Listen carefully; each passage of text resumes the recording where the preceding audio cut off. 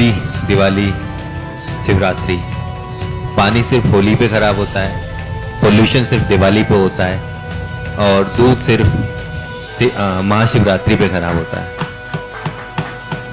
इसके अगेंस्ट इस क्वेश्चन का इसका ईमानदारी से जवाब आपने मुझसे बहुत बेहतर दिया था जब हम 19 अप्रैल की मीटिंग की तैयारी के लिए पहली बार मिले थे।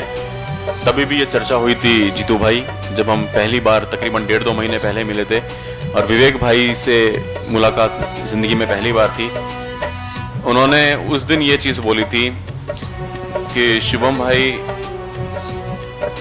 ये मीडिया वाले महाशिवरात्रि पे आधे घंटे, एक घंटे के एपिसोड्स बना के चलाते हैं, रोते रहते हैं, देखो देखो दूध की बर्बादी, देखो देखो दूध की बर्बादी, ये कौन से इनके भगवान है जो इनको दूध पिला रहे हैं, कहाँ ये पत्थरों में दूध जाके समाएगा, कैसे ये धर्म के अनुयायी हैं जो दूध बहाते हैं।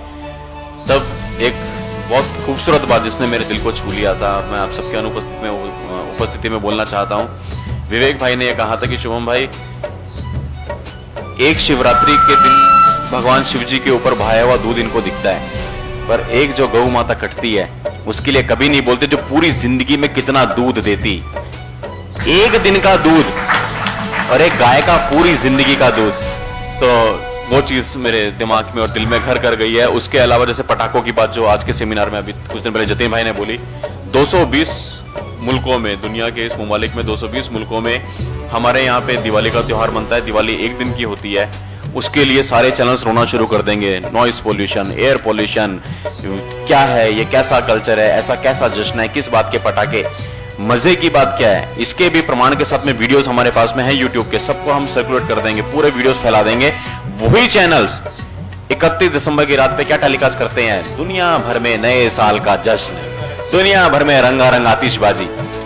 220 देशों में एक देश की आतिशबाजी तुम्हें भारी पड़ रही है एक ही दिन के लिए, और 220 मुल्कों की आतिशबाजी तुम लाइव दिखा रहे हो। ये डबल स्टैंडर्ड्स है। हमें यही अवेयरनेस लोगों में लेके आनी है। होली पे आप पे तो पानी बर्बाद हो रहा है, मैं फिर से कहूंगा हमें किसी धर्म से कोई एलर्जी नहीं है, लेकिन अगर तुम एक बाप की औलाद हो, मीडिया वालों, अगर एक बाप की औलाद हो, मैंने कहा था आज कुछ खुंदक में ऐसे वर्ड्स निकल सकते हैं, माफ कीजिएगा, लेकिन चैलेंज करता हूं, एक बाप की औलाद हो तो मुहर्रम पे बना दो ना आधे घंटे का एपिसोड। ये क्यों 5-5 साल के बच्चों की चमड़ी उधड़वा गया है, ये चला के दिखा दो और 20 तारीख की सुबह जिंदा उठ के दिखा दो, मान जाऊंगा। हमें एलर्जी नहीं है, जो जिस धर्म का पालन कर रहा है बिल्कुल शौक से करे, लेकिन हमारी ये पीड़ा है, हम सताए हुए हैं अपने देश में।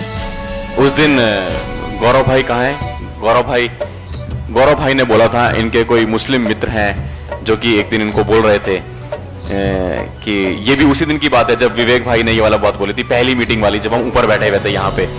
गौरव भाई ने कहा कि शुभम भाई, मुझे तो कई बार शर्म आती है, हमारे मुस्लिम दोस्त ये बोल देते हैं कि गौरव भाई, ये मीडिया तुम हिंदुओं के पीछे क्यों पड़ी है।